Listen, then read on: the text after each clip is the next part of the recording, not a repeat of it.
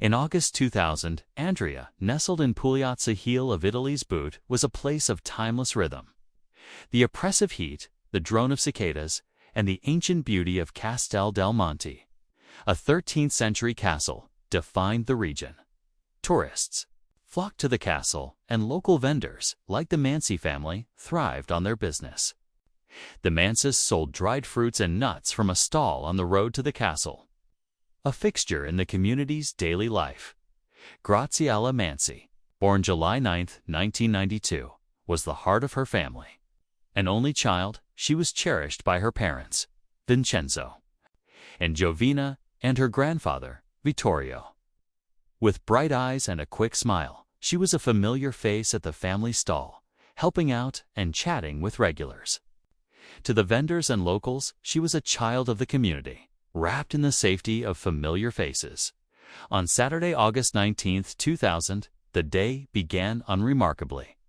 The weekend brought crowds to Castel del Monte, keeping the Manses busy.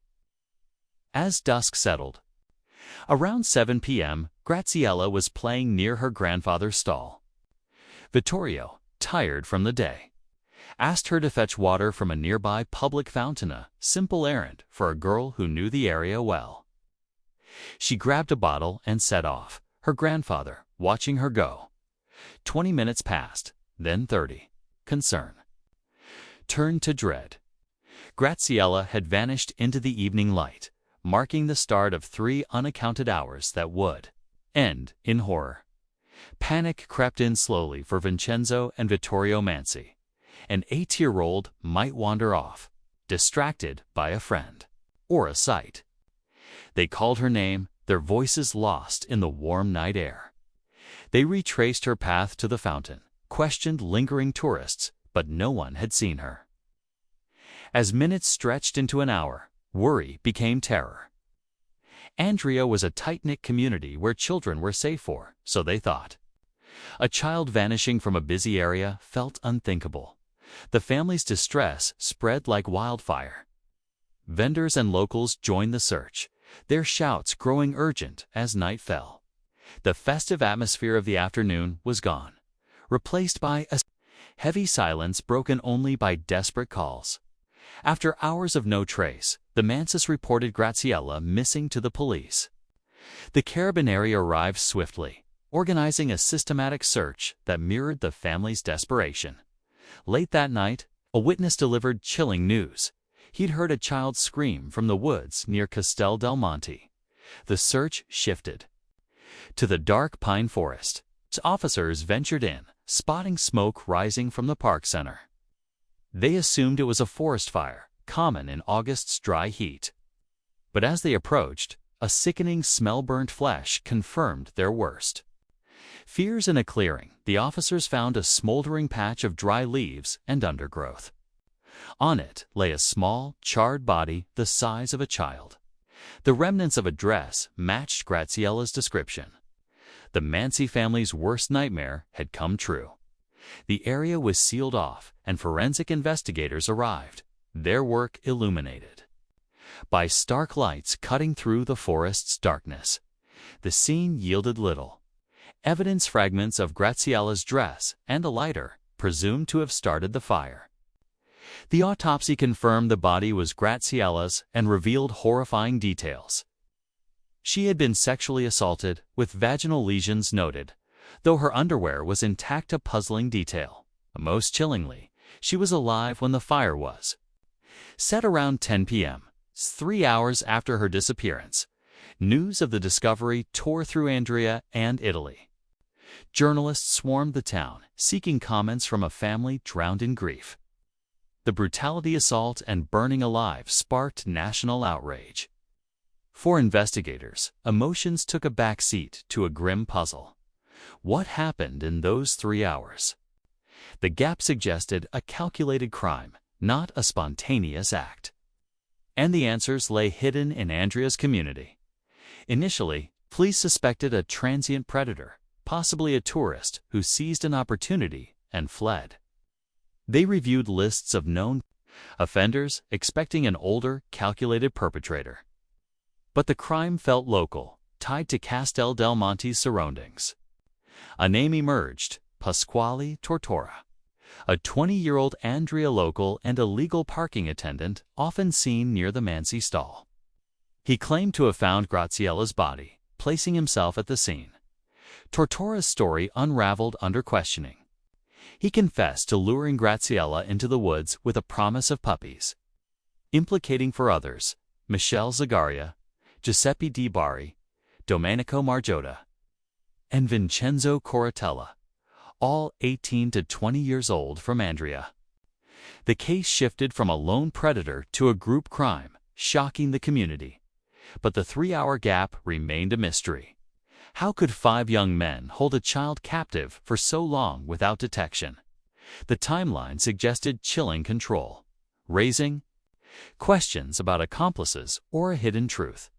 The accused were young men from respected Andria families, with no prior criminal records, making their involvement shocking. Pasquale Tortora, the parking attendant, admitted to liking Graziella and luring her to the woods.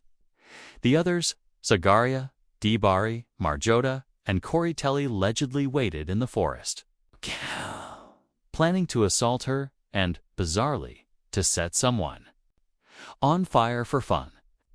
Their confessions painted a horrifying picture, but inconsistencies raised doubts.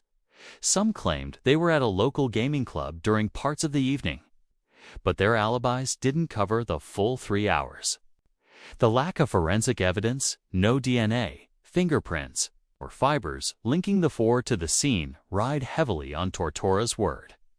In a surreal twist, the 4 attended Graziella's funeral, helping carry her coffin. To the public, this was a brazen act of guilt. They claimed it was to honor a child they knew. The confessions, extracted under intense pressure, left lingering questions about their validity. In 2004, the Italian justice system delivered its verdict. Pasquale Tortora, who cooperated via a plea bargain, received 30 years. The others, Zagaria, Di Bari, Margiotta, and Coratello, were convicted of kidnapping, child abuse, and premeditated murder, sentenced to life with 1 year of daytime isolation. The courtroom erupted. Giovanna Mansi fainted, and the accused families protested their innocence.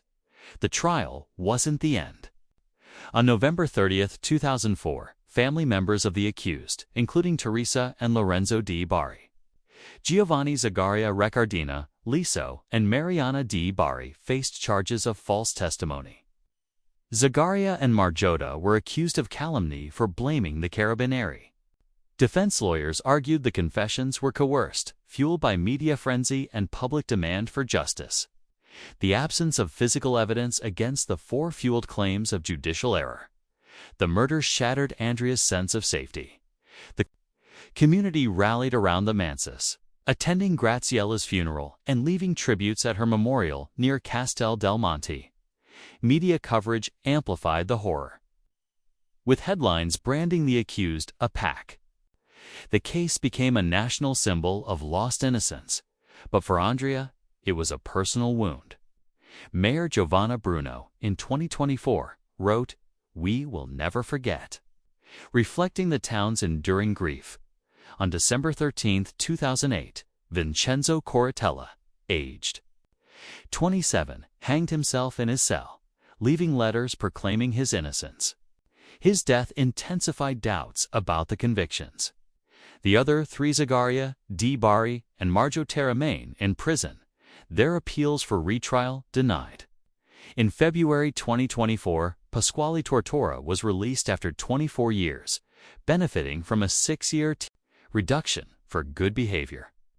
The news devastated the Mansi family, with Giovanna expressing her pain at living in the same town as Tortora. Tortora's release reignited debate. Defense lawyers like Anna Maria Leone and Carmine Di Paola continue to seek case revisions, citing new forensic questions, such as whether a body could burn with just leaves and a lighter. These efforts, including a 2025 attempt by Michele Zagaria, highlight the case's unresolved nature. Graziella's memory endures through a tombstone near Castel del Monte, where family and strangers leave tributes. A school in Andrea bears her name, a testament to her lasting impact. Yet the case remains unfinished.